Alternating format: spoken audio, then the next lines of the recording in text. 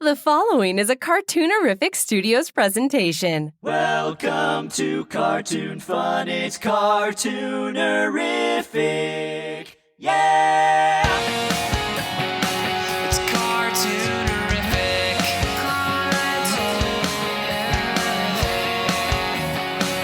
Cartoonerific.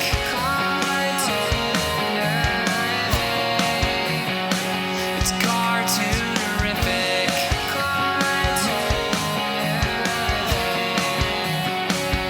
With your host Brian Mitchell. Well, welcome to the Cartoonerific podcast, classic animated cartoons. My name is Brian Mitchell, and I am your host. You know, I've been reading a lot of stuff on Facebook. People are talking about Chuck Jones. If you don't know who Chuck Jones is, let me educate you. He was a Warner Brothers director. He was one of the Looney Tunes directors. There were a number of different people throughout the years, like Bob Clampett and Frank Tashlin and Robert McKimson. Art Davis was a director at one time, and Friz Freleng and Tex Avery. And, Tex Avery went on, Bob Clampett went on to do other things, and Frank Tashlin ended up leaving and started directing live-action movies. He was writing and got into direction. Chuck Jones was one of the guys who was in the 30s, and he was coming up, and he was made a director, and he was learning. And as he was making these films, he figured out what was funny and what wasn't. He was emulating Disney for the most part. He had been at Warner Brothers for a number of years, and there was a layoff. And I think this was about the time when 3D was coming in. And Warner Brothers was, they experimented a little bit. They did a Warner Brothers short cartoon, which was Beanstalk Bunny, which was done in 3D. But anyway, he was let go. They laid off everybody for about 4 months. And he used that opportunity to go over and work for Disney. Now, Jones was a very seasoned director at this point, and he was making some really wonderful cartoons, including the Roadrunners and a lot of great Bugs Bunny cartoons. And that's not to take away anything from any of the other people there, but Jones was a really wonderful artist. And so when he went over to Disney, I think he expected to be embraced when he went over there. And he found himself basically sitting around a lot, doing a lot of different things. And Jones could mount a cartoon in a couple of weeks. You know, he could, they would come up with a story with Michael Maltese or maybe Ted Pierce, and they'd put together this cartoon, and they would just get it right into production. They would have, a stylist go through there, paint up all the background, style up everything, and then they would animate the cartoons in about 5 weeks between 3 to 4 animators. And those animators were churning out probably somewhere in the neighborhood of about 25 to 30 feet of animation a week. So if an animator at Disney was doing 3 feet a week, it actually translated into 2 seconds. 2 seconds of screen time. But Chuck Jones wasn't used to that. Chuck Jones was used to, getting the story down and then passing that along to the layout artists, and then passing that along to the animators and designers, whatever. And then the animators would do their thing, and they would animate a 6-minute cartoon in roughly 5 weeks. They did some really wonderful cartoons, and they did some specials just like Disney did specials. And they did get a little bit more time. They kind of cheated the schedules, but that's how they did it. But when Jones went over to Disney, they were at such a snail pace because the decisions were not quick. Walt Disney was really involved with all the major decisions, story decisions, and what films they'd be doing and how they'd be directing them. And, it was kind of like it was his studio, but it moved at a snail pace because he was involved with so many different projects, and they were used to it. And it was almost like a very leisurely place to work. But the thing is that they didn't expect a whole lot of work out of these guys. And, and Jones wasn't used to that. So at one point, he was sitting around and he really wasn't producing anything. Kind of gives you an idea of maybe why some of the Disney short cartoons are a little soft. Chuck Jones definitely brought an attitude to those cartoons, but there is a urgency to the way those cartoons are done. And what I mean by that is that they came up with an idea, they executed the story, and then Jones actually sat down and did all those layouts for those cartoons at Warner Brothers. And that in itself is magical because he was involved with the story and he was involved with the cartoon and laying it out and doing his drawings, and which got into the cartoons. He would have his animators use his drawings, which was wonderful. And so Jones would churn out the story. They would churn out the story with Michael Maltese. They'd send it to the next group of people and start figuring out the color styling of it and all that. And then it moved from there to animation. And that basically, those parameters gave him, I think it kind of charged his creativity more to kind of get the stuff out there. You know, get the idea solid, get it firm, figure it out, get that story down, finesse the story, do it all in 5 weeks, and then move it along. And so that is amazing. I think when he went to quit and Walt Disney asked him why he wanted to leave, and he said, well, the only job that seems to be worth anything around here is yours. That's what Chuck said to Walt Disney. And Walt Disney said, well, I'm sorry, that's already filled. And so, anyway, we have on a wonderful animator today. He's worked on a lot of different things, and, he's worked for Disney and for Warner Brothers and all these wonderful studios, and he's a wonderful character animator. And I was glad he could do this interview. His name is Scott T. Petersen, and he's coming up next on the Cartoonerific podcast. So stay tuned and don't go anywhere. You're listening to the Cartoonerific podcast, classic animated cartoons with your host animator, Brian Mitchell. And now it's time for our special Cartoonerific guest. Well, the person that we have on today's show, the special guest, he is a character animator. He's worked on a lot of different things, a lot of different movies. He's worked on some sequels of things, but he worked on a personal favorite, Iron Giant. The Iron Giant is a wonderful movie by Brad Bird. He's worked on Quest for Camelot. These were movies done at Warner Brothers, and then he did some stuff for Disney. He did some wonderful animation for Mary Poppins Returns, which actually the animation style kind of mimicked the work of the Disney animators of the 60s. So it's, when I looked at it, I was like, wow, this really wonderful stuff. But he's done a lot of different things. And, I thought it would be a great idea to have him on the show. So please welcome Mr. Scott T. Petersen. Hi, Scott. How are you today? Very good. Thank you. Glad to be here. I pronounced that right? Scott? Yes, Petersen? Scott T. Petersen. Some people in the industry call it Scott T. Petersen. Scott T. Just to be funny. Yeah. Well, hey. Or STP is my nickname as of late. And you're wearing an STP T-shirt. I am. I have ready-made merch. I have a brand already. All you have to do is just sign it, autograph it, and get like $100 more for it. So there you go. So, Scott, you've worked on a lot of things. I mean, you worked on Mary Poppins Returns. I think one of the last things I saw that you worked on. I know you've done other things, but the animation on that was really wonderful through Duncan Studio. And let me ask you this: so where'd you grow up, and where were you born, and were cartoons part of your life early on, or how'd that all come about? Yeah, well, I grew up in about 3 different places. I was born in Colorado, a place called Buena Vista. My dad was... Oh, do you know Buena Vista? Disney Buena Vista? Buena Vista. There you go. I never made that connection till just now. Preordained, I guess. I don't know. I never thought of that. Yeah. I guess so.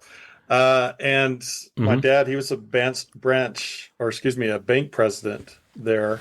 And my uncle, he owned those banks. And so eventually they got rid of them. And so we moved to, my uncle moved us all to Nevada, where I grew up on a cattle ranch, his cattle ranch. Wow. And so I grew up with aunts and uncles and cousins who were all on that cattle ranch running that. Right. That was just a huge piece of property, most of it leased from the government, desert, Right. If you've ever been through Nevada, it's just very deserty. So, oh yeah, I have. yeah, I mean, it's like going to Vegas. How do you have cattle in that? That was the trick. That was the trick. Yeah. But the property was as big as Yellowstone. I hear it's just huge. Holy moly! Wow. And then we, our little homestead there was in the middle of this huge desert. Right. And so, the homestead, it was almost like a oasis. So, yeah, we had big wide open spaces with, lots to do for a kid. So for me, it was kind of a paradise. My brothers, I'm the youngest of 8 kids. Oh, so, okay. So I had all the fun and they had all the work. Yeah, sounds like Especially when they got into the dating years. It was like, a horrible place for them to be social. Yeah, because you got are rattlesnakes and scorpions. Yeah, rattlesnakes. Yeah, that's right. In fact, my uncle killed a few just with the shovel. Wow. Yeah, I remember driving, along. My dad would take me to where they're doing, branding cattle and stuff, and seeing dead cows on the side of the road, and having to take care of those. And you had hired help, so it was a pretty big operation. Wow, it was really fun. Right? Did you learn? Were you taught to shoot rattlesnakes or? Well, my first shooting lessons were there. Yeah, my brother took me out all the time, and we'd just shoot crows. And I know, isn't that horrible? Yeah. But it was a way of life for us, just being out there. Yeah, wow. But I remember even when they would, we had a big chicken coop, and at certain times of the year, they would have to pluck all the chickens and kill the chickens. And, I was too young to do that. And I'd sneak in and look at them, and it was pretty bloody. Yeah. Yeah. That's life on a farm ranch, Yeah. Yeah. That's the reality, right? But it informed my work later, I think. I have great memories of just nature and wind blowing through the trees and, just being alone out there playing and, making our own fun. Right. Interesting. Yeah. So when did you move? You moved from there, and where'd you go, to Utah after that? Not yet. That ranch was sold, and then my uncle got into show horses. So we went to Wells, Nevada, which is about a couple hours outside of where I lived before, which was Eureka. Right. If you Google Eureka, Nevada, I think it comes up. This is what they say. They say they're proud of the loneliest road in America. and so we moved from there to somewhere that was a little bigger, which is Wells, Nevada. Right. Outside of Elko. If you've ever heard of Elko before. No, Nevada. Never. Okay. Well, it's famous for cowboy poetry. So if you can hear kind of this little cowboy accent, that's where it comes from. I grew up, around that kind of droll. Yeah, which is kind of unique, in I don't find too many people that have grown up that same way. So, I lived in Los Angeles. I moved back to New York, and I drove back, and I went through, what's Bill Clinton's state? Isn't it Arkansas? I think it was. Isn't that Arkansas? Bill Clinton's from Arkansas? Yeah, it might have been. That's north of. God, I can't. It might have been Arkansas. That's right next to Texas, right? It's the next state from Texas. Yeah. Yeah. So I'm driving through Texas, which was an ordeal because it is a huge state. It could be its own country. That's how big it is. And so I get into that state, and I'm driving, So it almost felt like something out of a Warner Brothers cartoon, with the signs, you go past one sign, then another sign. Yeah. And the first sign was like boyhood home of Bill Clinton. And and the next one was like, teenage years home of Bill Clinton. And then it was just crazy, just going right up to, was it Little Rock, right? Little Rock, Arkansas. Yeah. I could swear it felt like every mile it was a different signs claiming Bill Clinton, Yeah. I'm like, wow, this is all they got, Yeah. So I just thought it was funny. But Well, that is funny. I think I was in the local newspaper like at least 10 times just because there's no news there. Right. You're the big Boy news. Scouts did this. And, this person went to the next city. And, that's right. It was like that in Pennsylvania years ago. And they were, Maisie the cow gave birth. That was the big news in that town, in Pennsylvania. And just years ago, I remember this. It was hilarious. So, I was a New Yorker, as a Brooklyn boy, and, we're used to crime. That was pavements and people. Yeah. Well, when we moved to Wells, that's really where my interest in art really took off, because my brothers, all my brothers, I have three brothers, right, and they all painted, sculpted, and they do project-based interests all the time. Right, like they were in wood shop and would bring home these beautiful cabinets and stuff. So, being around that and that influence really made me want to do art as well. Wow. Did your parents really foster that environment of art, or was that not at all? Right. Not really, because that's not them. That's not what they did. Yeah. Somehow we just got. What I will say this though, my mom, she's the one that got me into classic movies. Oh, okay. So we'd be out. I remember we did have HBO. So that's when that very first came about. Is HBO started in the late 70s or something. Right. And so we saw a lot of movies. But I remember my mom saying, "Sit down, you're going to like this." And the show was called The Court Jester with Danny Kaye. Oh, okay. And I was just enthralled. I thought that was so funny. Yeah. Even though it was an old movie, I absolutely loved it. And I was hooked from that time on those personalities. Danny Kaye, and Mary Poppins, Dick Van Dyke. Right. My brother was really goofy like that. Both of my brothers were kind of goofy in their personality. Yeah. And so that definitely fostered my interest for that type of entertainment. Yeah. Now, as you can tell, I'm not, I'm no Cary Grant or anything. I couldn't get into movies any other way probably than animation. Yeah. But what I learned about myself too is that what really drew me in, to the art form of animation is the beauty of the drawing. The beauty of the drawing, beauty of the acting, the beauty of that, the music, everything, Disney animation was. It was just beautiful. Yeah. Well, yeah, it's a combination of all the arts that creates something bigger than one thing by itself. Right? Yeah. And even recently we were, when I had to decide whether I'm going to go into 3D animation or not, and nothing against it because I like 3D animation. Some of the movies are great, but I just love the drawing. I grew up with those beautiful Disney movies that were hand drawn, and to me, there's just nothing like it. Right. I agree. I agree. Absolutely nothing like it. We were talking about this before we started the podcast, and I have this love for 2D animation, and I just watched Peter Pan not too long ago.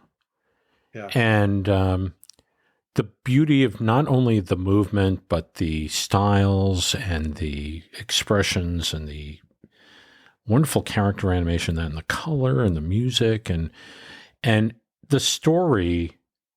And I think it's something it's a lost art, but every single scene in that movie had a piece of animation that was just really, really entertaining.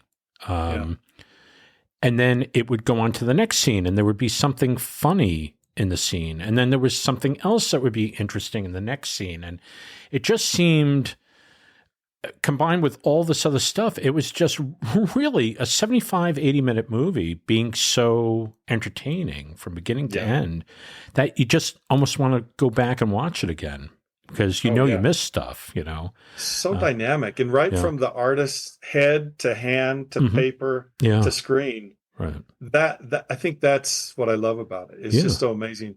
And when I flip something for somebody, people are just amazed at it. Yeah. But when, you see the process of CG animation, to me, it's just not as interesting. Yeah. It's not quite as magical. It seems, and people have, they've, come back and made some comments, and they're normally negative because I'll say something, but I truly believe this. The computer animation is good. In some cases, it's really good. But then I look at it and I go, this seems almost like toys moving. Yeah. Just really good stop motion animation. And sometimes, with Monsters, Inc., it felt like we could have had a bunch of Muppets out there performing this. Yeah. And it looks like Muppets to me, Yeah. I will say this, and I know we've gotten off on a tangent. We want to go back to my brothers again, but no, we're going to get there. But the tangents are good. Over the course of, you've seen it too. Mm-hmm. When CG first came out, everybody's dogpiling, and that everything looked the same. They just go shooting for realism, right? And that's what everybody did. Mm-hmm. And over time, whether it's the artists that do it, whether it's the technology that came around, whether it's the audience that wanted to see something different, it's evolved, and all of a sudden it's come back around to the artists. Yeah. And even the CG stuff is looking way better and stylistic. Right. And it looks more hand-drawn. Right. And that's a pretty great, development. Evolution. Yeah. Development. Right. Mm-hmm. I love a lot of the things that they're doing right now, and I totally think it's great. The Spider-Verse, what is that one? That Family versus the Machines. I can't remember what they're Mitchells versus Machines. Yeah, they named it after me apparently. Ninja Turtles. Yeah, they're just right. It's come back around to the artist, and that happened digitally too. For a time, man, I couldn't find any work for hand-drawn animation. It was just gone. Right. Then all of a sudden technology's caught up, and we do it now digitally, but it looks, some of it looks just like it was done on paper. Right. Right. So it's pretty good evolution that's happening right now. And I'm pretty excited about the state of things if it keeps going. AI is a whole nother thing. Right. Sorry for bringing up another tangent, but no, that's all right. Let's get back to my brothers. Yeah. How are your brothers doing? Hey, well, not any of them went into animation or art, believe it or not. I'm the only one. Right. And they're the ones that inspired me to do it. Right. But they were creative, and that really did spur me on. Right. Like they did in our local area there, they made a spook alley, which cool. They commandeered our house. My mom didn't like that. Right. But for about 3 months, they made this spook alley in our ranch house. It's a 3-story house. They had the whole thing. They got the tallest man they could find to do Frankenstein. They had an executioner scene. They had a wolf man eating a real, cow leg. Right. And then in the very end climax, they had a real headless horseman, come out as everybody's leaving. My 4th grade teacher was so afraid she was running around scared. So, you can't get any more creative than that. No. And that's kind of a great influence that my brothers, and I looked up to them, I copied what they did. Right. And, very cool. Yeah. When did you you said that you saw some stuff, I guess, some old classic movies. How about animation? Yeah. Where did animation come in? Yeah. I saw every Disney that came out. My parents took me to every Disney feature film that came out every 7 years. Right. They cycled. But I guess they always had one in the theater. Right. At least every year they had one in the theater, and I saw them all. Right. One that really struck me early was Sleeping Beauty. Yeah. It came out around in the 70s, Right. late 70s or something. And I just remember thinking how beautiful it was. And I loved that genre. I loved, with the knight and the dragon and everything that really, and then of course I love Peter Pan too. Yeah. That spoke to me. There isn't one that I don't love. They're just perfect. Yeah. Was there any one movie that you looked at and you said, that's what I want to do? Oh yeah. What Yeah. was that? It was before. Uh-huh. I mean, the decision to be an animator was definitely before this, but man, when it came out, that's what I'm going to do for sure. And it really spurred me on. That was The Little Mermaid. I was already a senior in high school. Right. And I saw that in the theater 12 times. Wow. And the 12th times, the ticket lady just says, yeah, go on in. She just let me go in for free because she recognized me. How old were you when that happened? I must have been 18. Wow. So, but I'd already decided. I'd had the books. I've, the Illusion of Life and the Art of Disney. I had those, went through them. I mean, my sister worked at the drugstore in that little town, and she brought home comic books for me. Wow. So that was an early influence as well. Did you copy from the comic books to learn? Yeah. I was a copier. I copied. We got that magazine Southwest Art. Yeah. It was popular in that area, and they had just artwork of cowboys and horses, and I'd copy a lot of that stuff. And in fact, I talked about my brothers. One was in college, and I visited him once at kind of a bigger city, and he was going to college, and he went to a drawing class, and he took me with him, and I had to been 12, maybe 13, and the drawing teacher let me, draw they were doing a still life. Oh, and my brother, he did in that class, he did a white on black charcoal bodybuilder.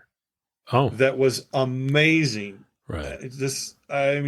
Even now I look at it and I was like, wow, this guy could have really, had art as a career. Yeah. But that really inspired me. Right. And so I went home and I started just doing charcoals, big, like poster sized charcoals. Right. Did you get the big pad of art paper? Yes. To do that? Yeah. Yeah. And then that caught the eye of my art teacher. And he took it to Elko, to the art museum. And that's where they have big shows of cowboy art and everything. And all these things that I copied and did.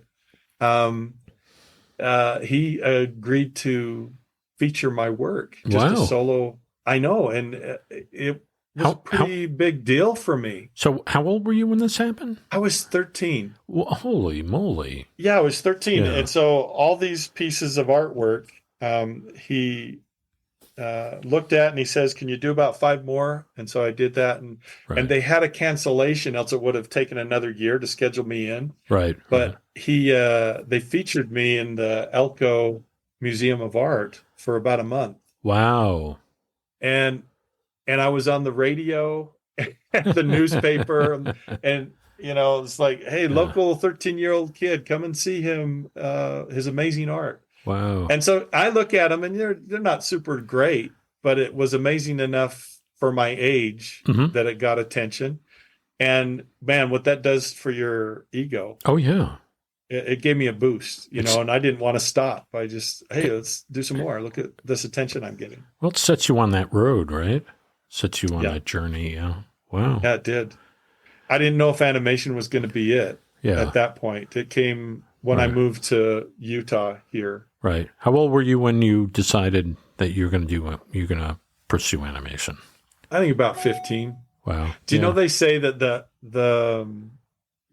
the time between 13 and 15 in somebody's life is a very important time for artistic growth. Like that's what happened to me. Right. I had a growth spurt between 13 and 15. Yeah. And I've noticed that happen to a lot of people. So when people come to me, my son is really interested, want to be an animator or whatever, I always tell them, well, how old is he? Blah, blah, blah. And if it's between 13 and 15, I just tell them that's a great time Yeah. to, Some people never discover learn. that, which is a shame. And Yeah. I think you're one of the lucky ones to actually know that. I was always a Disney fan. I always loved Warner Brothers cartoons and stuff, but I really liked Jim Henson Muppets. And Jim Henson was in New York. And I was drawing, I was cartooning, I was still seeing Disney movies and stuff like that. But I really loved what Jim Henson was doing. And I wanted to do that. And I got very good at it around 12 or 13 years old. And did you make your own puppets? I made my own puppets. I actually entered some competition in New York, and I won 3 second-place prizes. Oh, wow. But the interesting thing was a professional puppeteer had done a lot of commercials and stuff like that. He walked up to my dad, and he goes, your son has a real talent for this. Yeah, yeah. And the thing was, I put together a show in a week because I just heard that they were doing this and this competition. And so I called up and they said, well, we can still get you in, but you have to show us something. Because you have to perform a show that you wrote. And so anyway, I had done that and went and performed it and in front of a bunch of people. And it was, and so that's what happened to me. But the key, awesome. But the key, somebody recognized it. Somebody recognized it. But the thing was, a couple of months past that, I think I'd seen The Jungle Book again in a movie theater. And because it came out in 66, I was like 67, I was 5. Yeah. And so now this is about 7 years later. And I'd seen The Jungle Book. And so the first time it impressed me, but the second time I told my dad, this is what I want to do. I want to do animation. And so I dropped the puppet thing. Yeah. And so that was at 13. And and then it was clear sailing after that. Do you know they're very related, though? Oh, yeah, they are. They performance. When I moved back to New York, I contacted Henson in the city, and I got Michael Frith on the phone. Do you know who he is? I don't know who he is. He was a designer for most of the stuff. So I think he designed Fraggle Rock, and he was. So I talked to him and I said, yeah, it might be interested in kind of, maybe doing design work. Yeah. And he said, well, that's going to be impossible. And I said, well, why? And he said, well, you'd be taking my job. That's funny. That's funny. So that went out the window. But no, I ended up still working in animation, but it was just funny. It was just a funny story anyway.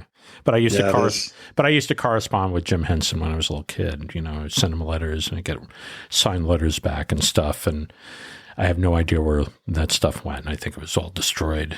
That's great. Yeah.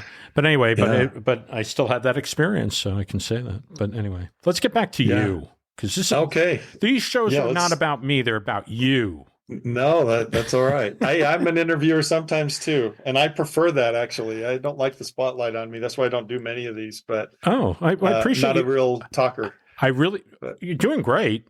You're doing great. Thank you. Yeah. So I think you're doing wonderful. So okay, so you made this decision that you wanted to do animation. Yeah. And okay, Little Mermaid. So where'd it go from there? Did you start? That's the thing is, I had no idea, right. Where do I go? What do I do? Right. There was no help. I felt so alone. Yeah. So so after graduation, well, let me tell you this, I did get a first art job, and that was pretty paramount in my journey. Right.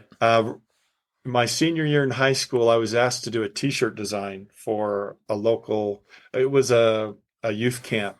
Okay. And so it just had characters on the front. And I don't do many cartoons at this point. It's all realistic copy work, and it's very rendered portraits, all that stuff. I look at it now and I'm like, hey, it's pretty good. Yeah. But, in animation, that doesn't do you a whole lot of good. You've got to learn raw drawing and build it from the inside up. And so, but what it did do is it garnered the attention of the company who printed it, and they offered me a job. They're Wow. like, hey, we love this design. Do you want to come work for us? And so right out of high school, Mhm. well, I was working at a torque converter place. That's hauling torque converters for transmissions, Yeah. delivering them. Wow. And so did that for a couple of months, and then all of a sudden this opportunity came up, Right. and so that I got my first art job. Cool. I did that for about 6 months. Mhm. And so I was building my portfolio with design works. First time I had to do design, put elements together Right. and communicate a brand, and it was there were wraparounds that went all the way around the t-shirt. Right. So, and then they were for tourist market like Catalina and SeaWorld. And so I was doing a lot of Mhm. sea life and wildlife and deer, and then ski resorts and all of that. Wow. But it was just really a key moment for learning element design, Yeah. bringing things, how they work together visually. And Also drawing things you wouldn't normally draw. So somebody Right. would give you an assignment. You're like, I don't know how to draw Hey, that. Yeah. that's the first advice I always give people. Ask for advice. Mhm. How do Draw. I prepare for an animation career? I always tell them this. I say, accept assignments Mhm. and deliver assignments. So like if they're in high school, most of the time they are. Right. I say, well, do you have an art class? Take it seriously. If you think it's a silly assignment, well, show how good you are. Right. You accept assignments and deliver a great product. And that's how you prepare yourself for the art field. Yeah. Exceed. Because that's what we Deliver do and all the time. Exceed and deliver. Yeah. Yeah. Yeah, exactly. Where was I? Oh yeah. And then that same year, Don Bluth came to our town to show All Dogs Go to Heaven. He came The to your opening town? sequence. He came to our town. Can you believe that? In Orem, Utah. He came, he must have family here or something, because he came to the local theater, and he was going to stay for a after screening Q&A. Wow. Okay. I know. Was you that ever heard of? Oh, you were probably at the studio there. You worked for Don Bluth, right? I worked at that time when they were. I worked All Dogs Go I Home. worked on the tail end of All Dogs. Oh, okay. Well, he was going to show the first 5 minutes, right? And it was in the paper, and he says, "Everybody come." And I was like, "This is my chance. This is my chance." So I go prepared a geek letter to tell him, just showering him with, "I love your movies. I want to be an animator." Blah blah blah. Prepared this long letter and put it in my pocket, prepared to give it to him, hand it off. Right. And I went there to the screening, and he started doing the Q&A afterwards. And I went up to him. People just surrounded him, Yeah. And so I waited my turn, and he was very gracious, but he wouldn't take the letter. He wouldn't even take it. I was like, wow. I know, but it's okay. He was very gracious, saying that, oh, you know what? And he asked me, because he knows that local people, in my religion, a lot of us go to a 2-year mission. Right. We're missionaries for 2 years. And that's the first thing he asked me. So are you going on a mission? And I said, yeah, that's my plan. But he says, why don't you give your information to our kind of sidestep to the lady here? Right. And then for a possible, animation job. And so I was disappointed he didn't take the letter, went home kind of rejected. Mm-hmm. But again, I totally understand, because he probably got that, so many times throughout his career. Right. People just wanting to, work for him. But I prepared my stuff, all the silk screening T-shirt designs, and all my work I did in high school, and I sent it to them, and then I got a letter back. I was so excited, but it was a rejection letter. Wow! But I just found it today. Oh, and it's today I found it going through my stuff. You want to read? You want to read it for the audience here? Just the very beginning, because it has a very important element to it. It says, "Many thanks for giving us the opportunity to review your portfolio. While impressed with your ability, we feel your style needs refinement to qualify for employment at our studio. I mean, that's a nice way to reject, right? Okay. We recommend that you develop your life drawing skills, concentrating in particular in construction and volume. Right. So, that's no surprise. But what it did do for me is give me a direction of how I need to improve my work. Right. They didn't want surface rendering and stuff. They wanted to see raw. Yeah. When I say draw drawings, that's pure emotion in a rough. And, see those confidence in the lines and things. Yeah. And so what happened is I went on a 2-year mission after that in Guatemala. So I was there for 2 years. Wow. And when I came back, I found out about CalArts. Oh, okay, good. And by the way, the Bluth Studios, they also said, please resubmit your work after you've, done some life drawing and stuff. Sure. But by that time, when I came back, I was just, okay. I heard at that time they had books out, the making of Aladdin and the making of Beauty and the Beast. And in almost every artist that they mentioned, it said, and went to CalArts, and went to CalArts, and went to CalArts. Right. And so I studied about it, and I learned about CalArts, and I knew that, that's where I need to go. Yeah. So I was I started doing, for that year before I submitted my work to CalArts, I started doing T-shirt designs again. Right. And did more and more and more, and got my portfolio built up, and that's where my focus was then. Right. Wow. So, yeah, it's kind of, it's, I know at that point, I think if he handed you that letter, then you would be like, now you're kind of linked to him. So if he said something like, okay, yeah, we'll, maybe submit something, he doesn't know who he's dealing with. There's some people that are obsessive and, we'll try calling him like every day, like I what? did. I want to make it clear how much, I admire him. I think he did something other people didn't do and couldn't do at the time. Yeah. It's pretty amazing everything he built. Yeah. There's so many different personalities out there. I've heard negative things about, a lot of different people, but I always try to look at the good side of everybody. Well, everybody has a point of view. Everybody comes at it with a point. Oh, this guy's rotten, and then you could have met him and worked with that person and hit it off, and could have been a wonderful person. You don't, it's kind of subjective, And if the person had a bad dealing, let's say you're working for somebody and the guy's not doing his job, and he gets fired, and eventually they have to fire the guy. He's not going to have a very good opinion normally of that person. Yeah. Now, I was fired by Bill Hanna because I was animating on the Jetsons movie.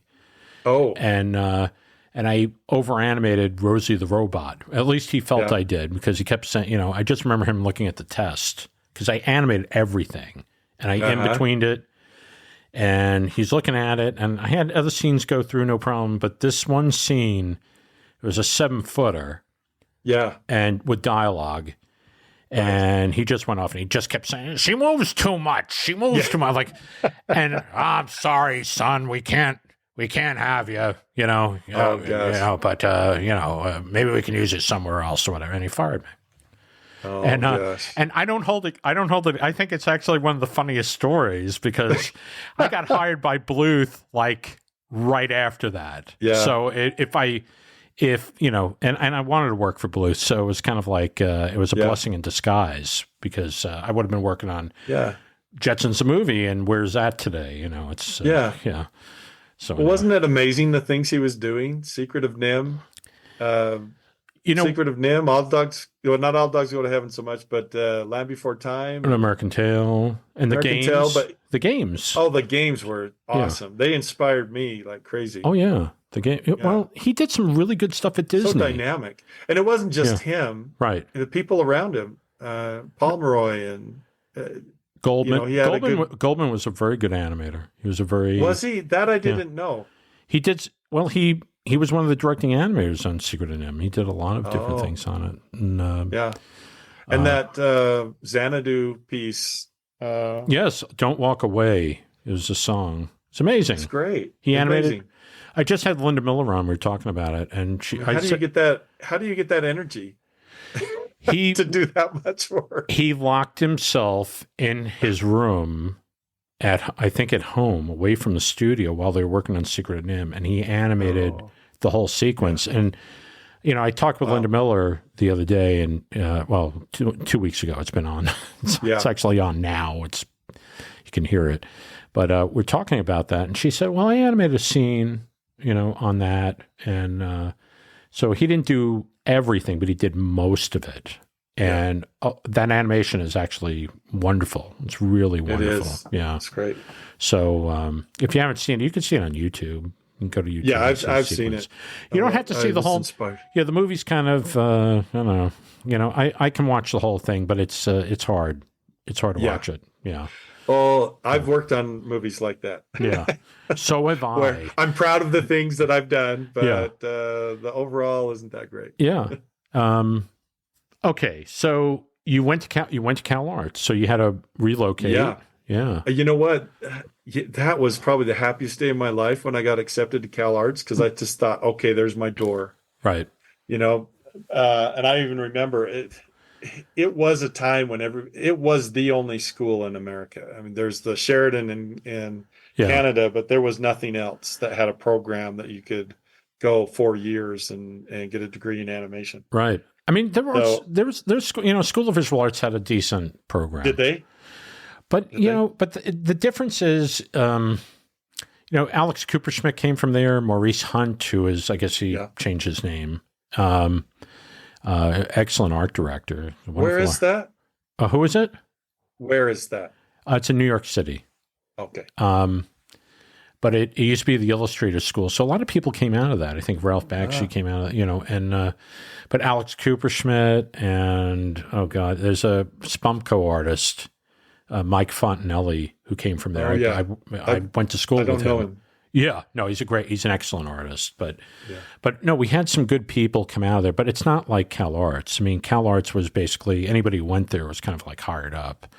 And, it was connected to the industry. It was connected. The Disney studio actually set up that place. It was Walt Disney that set it up. Yeah. And I said that to somebody at CalArts. They said, no, he had nothing to do with it. I said, no. He brought the school together. He helped fund it. Mary Poppins helped fund it. That's true. So, anyway, how'd you feel when you got the acceptance? You sent some work to them. Yeah, that was probably one of the happiest moments of my life. I was working in a t-shirt place. My dad, he was driving truck at that time, right? For a company, and so I had to we only had one car, and I had to take him to work at 4 a.m. in the morning and then sleep till 9 outside of my work until they opened. Oh wow! And so we were on that schedule for a while, and I couldn't call CalArts at the time that they could be, that the guy was there. And so on the way home about 4 o'clock, I had to stop at a 7-Eleven. We had about a 45-minute drive. I had to stop at a 7-Eleven and call from a payphone to see if I got accepted. And he kept telling me, call back. We haven't decided yet. Call back. Right. Just one day, I called at the 7-Eleven and he goes, now, don't be disappointed. There was 400 applicants, but we can only accept 40. And so don't be disappointed. And he's been giving all these rejection notices all day. And he goes, well, let me just check here. Oh, you got accepted. So I just felt so good. You're floating on air. Floating on air for the next little while until it was time to go to school. Right.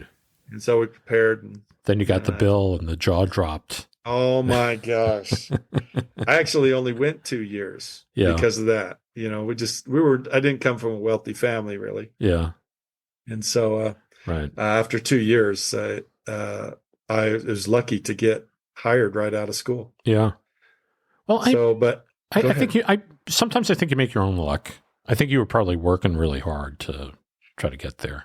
Oh, thank you. Yeah, I was for sure. You know what? I went to school from 93 to 95, and that was the year. Were you working in LA during that time? Yeah. 93, 95. That was the year of the Northridge earthquake. Yeah, I remember that. Yeah. How could I And so forget I it? remember being shaken out of and hitting the floor, waking up. Oh, God. In Chenard. Yeah. Wow. And that interrupted the rest of the year. Yeah. We couldn't go into the school, so they bused us to Lockheed Oh, God. for classes and things. But Wow. I don't know. Wow. For me, it was kind of a good thing because it just allowed me more time to work on my film and not have to go to the classes for a while. Right. I know the freeway up there kind of busted up. Totally busted up. People was it couldn't the 15? Was it the 15 or was it the It was a 14. 14. Yeah. Yeah. Okay. Isn't that right? It's been a while since I've lived there, but yeah, it's the 14. It just fell over. In fact, I think Right. one car just, somebody died. During somebody. the earthquake. Yeah. I think it was Drove like off the edge. It was like a bridge that kind of the middle part, not a traditional bridge, but it was just like an overpass that kind of the middle of it collapsed, and somebody, I guess they were driving and they didn't see that it was missing roadway. Yeah. Kaboom. Yeah. Yeah. So anyway, not trying to make fun of that. Of course, it's serious, but going through that, where I was living in Burbank, close to Warner Brothers. Okay. And we had our building held up. They reinforced the building. I was in a townhome in an apartment building near Pass Avenue, but the Warner Brothers lot was across from us, and then Warner Brothers studio, the main studio, was a couple blocks away, and Disney was down the road. But we had apartment buildings collapse around us, where it became like a sandwich, where the main floor and the third floor became the second floor. Oh, and gosh. it was horrifying. And I actually left Los Angeles for a couple of days. I got in the car. I said, let's just drive away from here for a little bit. And we went to New Mexico, and held up there for a little while. And then we came back, yeah. Something like that. Well, I'm surprised it's just a few days. I mean, many people couldn't go to work for a while, but I think that's because where we lived, those who had to commute through the 14, right, they couldn't go to work. No, you couldn't go to work. There was no way of getting down there. Yeah. Unless you wanted to circle around somehow. And right. I don't know if you could from there. Well, there was all on that side, Santa Clarita. Yeah. We couldn't get water. They had to, ship it in, and wow, it was tough. Messed up time. Well, you made good use of the time. Let's just say that. I did. Yeah. And I'd say those three disasters were quite impactful in my life. There's the Northridge earthquake, then there's the 9/11, and then there's the pandemic. That pretty much stopped life. Yeah. Yeah. Major events. I was here for the 9/11 thing. Oh, okay. Yeah, so basically most of the banks shut down for a day or two after that, because it was a mess. Yeah. It was. So who'd you apply? Did you do? You did a film, right, for the CalArts show? Okay. Yeah, I did. The first year, my teachers were. I had a great animation teacher named Kevin Johnson. I was kind of disappointed. Do you know Kevin? Oh, of course you do, because he was at Bluth. Yeah, we shared a room together. We shared an animator's room. He was my first animation teacher, and I will say this, and he's really my best animation teacher too. Yeah, but I was expecting Frank and Ollie in sweaters, and I come to class, and there's this kid that looks like he could be my age, right? And he looked like Matt Damon to me. Yeah. Yeah, it kind of has that look, yeah. No, and that's not a dig at all. I love Kevin a lot. Yeah. But it was just funny that I was expecting that the 9 old men were going to teach us there, and then we get all these young guys. But it was a good experience for me. CalArts, it really is. At that time, I treated it as this: is that you get out of it what you put into it. That's any school. But that's true. It is. Yeah. It's so true. Yeah. There's no way nobody can just wave a magic wand and W an animator. Right. With magic dust. It only comes through your blood, sweat, and tears. You gotta do it yourself. You gotta pick up what you can pick up. Alex, Alex Cooperschmidt? Yep. I don't know him, no, but I know of him. You know of him. I know his work. Yeah. He went to School of Visual Arts at the time I was there, and There were days I would get like a 16 millimeter reel of Roadrunner cartoon.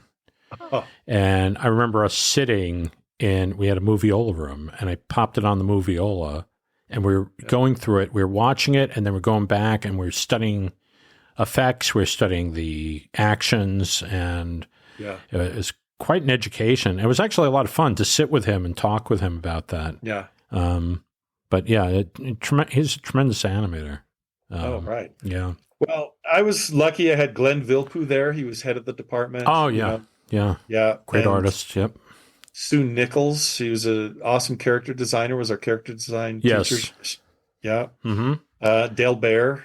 He was my second year teacher. So it had some really good influences. Yeah. And what happened, I got into the producer show the first year. Right. And it was a good experience. It was a good learning experience from my first year to the second year. You can really see a big jump in the quality of my work from first to second year. Wow. I needed that summer for things especially timing. Right. Man, I would over animate things. And then when I put scenes together back to back, all of a sudden the audience is, falling asleep because, if you look at one scene and you, before you put them together, it looks okay. But boy, when you put it together, it just shows you how important a reel is to make sure that you get your reel timed right and you stick to that. Mm-hmm. And that's entertainment, and it really taught me there's more to just beautiful animation. It is timing and entertainment value. And that I learned from, I grew up with Looney Tunes too, but I never really loved it. I loved the Disney stuff. Right. But in college, I learned to love the Looney Tunes. Right. Because they did amazing timing and entertainment. And it really taught me that it's not about all of that flashy, beautiful, solid, what should I say, soft animation. Yeah, flowing. I love that myself, but you got to do it in a well-timed way. Yeah. And I learned that, I think, between my first and second year. And so, just to make long story short, the end of my second year, I did a cowboy film. The first year, I did a karate film. Second year, I did a cowboy film because mentioning Kevin Johnson, my teacher, he always says, do what you know, or do what he says, always animate what you know. And so those are the two things that I thought that I knew pretty good. Yeah. So, and, you can bring authenticity to something, when you bring your part of yourself to it. Yeah. So absolutely. At the end of my second year, that was a time when Lion King came out and everybody was trying to build a duplication studio of Disney, what they're doing, because Lion King was the biggest movie ever. Right. Live action or animated. Right. And everybody wanted that same success. So Warner Brothers was starting, DreamWorks was starting, and everybody was fighting for talent. So we were like gold nuggets then. Yeah. And it was a great time to get in. But CalArts was tired of the studios taking kids out before they graduated. Right. So they had a campaign that year too, and they told the studios, don't take our students before their fourth year. Right. And so I was like depressed because I knew that was my last year. I couldn't afford to go another little bit. So at the producer show, when it came out, I don't know if you want to call it fate or serendipity, whatever. They misprinted my year. It said fourth year, and I was only a second year student. And Holy so I got all these offers. Wow. And I wasn't able to come back anyway. So it just worked out perfect. I got an offer from Bluth, right, which was Fox Studios then. And then, from Warner Brothers Classics, which was doing Space Jam, and then Warner Brothers Feature. Yeah. So I had to make a choice, and I went with Warner Brothers Feature. Right. Eventually, just because their program was great. Right. That was an amazing time to enter the industry through Warner Brothers Feature Animation. Right. Do you have any questions or comments about the podcast? Please email Brian at Cartoonerific.com. Your email may be featured in one of our future shows. Well, thank you, Scott, for coming on the show. I really, really appreciate it. I just want you to know, I really enjoy talking with animators because, when you watch a cartoon, there's so many people that go through the production. You got the director. We're talking about Chuck Jones earlier, and you got the story people, and you have designers and all this stuff. And then when it actually gets to the animation, those key drawings, they're basically laid out on the background, and it's maybe 1, 2, 3 keys. And then the animator has to take it and kind of figure out how he's going to take the soundtrack and the drawings that are supplied with him, because 2 drawings is not going to make it animate. It just kind of gives you a start and an end position. And basically, it's up to the animator to bring the acting. And so it is a art, and it requires a tremendous amount of imagination, a lot of acting skills. And, Scott is definitely a brilliant, brilliant animation artist. So thank you again, Scott, for coming on the show. If you really like the podcast, you know what I'm going to say. Please tell somebody about it. We have a whole catalog of shows, and you can go back and take a look and listen. A lot of them are fun. Some of them are light, and some of them get a little bit serious, but, they're all good. But anyway, check all that stuff out. And if you haven't already subscribed, please do so. We're available. Cartoonerific podcast is available everywhere. I mean, literally, you go to YouTube, we're there. If you go to Spotify, we're there. If you go to Apple, we're there. So many services out there. So, click onto one of those services, subscribe, and then you'll always be notified every time a Cartoonerific podcast is uploaded for your listening pleasure. How about that? Yeah. We have a Facebook page, too, so you can always check in on us there. You can join that Facebook page, the Cartoonerific Classic Animated Cartoon Facebook page. And we put up stuff on there from time to time, some animations, some different things, some articles. And so please check that out. I just want to thank all our fans from all over the world. We have listeners from here to Australia. It's pretty crazy. We have listeners in Japan and Finland, England, France, South America, of course, in Canada, North America as well. And so, Hawaii. I mean, it's just amazing. It's mind-boggling to me that this podcast goes all around the world. And I just want to thank all of you that have been staying with us and listening to the show. And we hope we're delivering some good content for you. So just wanted to say that. Now, if you really, really like the show, I'm going to ask you to do something. And I've asked on other shows, of course, but I'm asking you specifically, you, yes, you, if you can please tell a friend that is into this and let them know about us and tell them that you really enjoy the show and just pass it on. Send them a link to the show. If you could do that, that would help us tremendously. We're still in our growing stages, so and we want to continue doing more of these shows. So please, please spread the word about us. That would be very much appreciated. If you haven't already subscribed, please do so.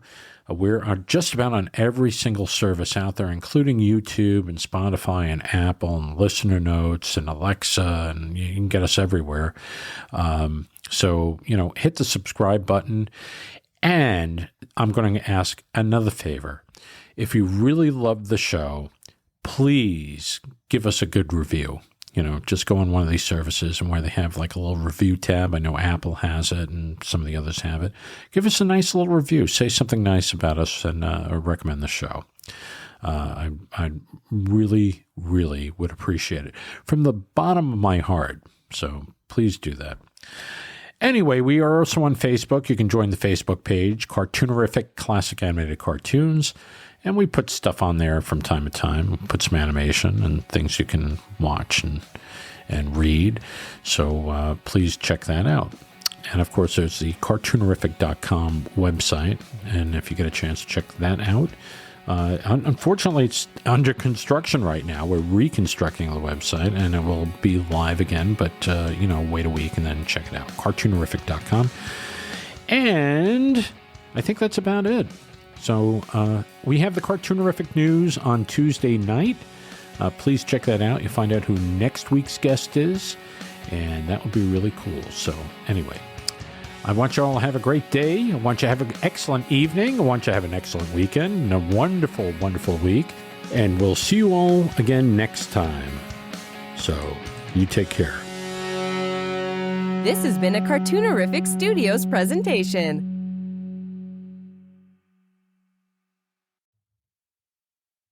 The Cartoonerific podcast is copyright 2024 by Cartoonerific Studios Incorporated. All rights reserved.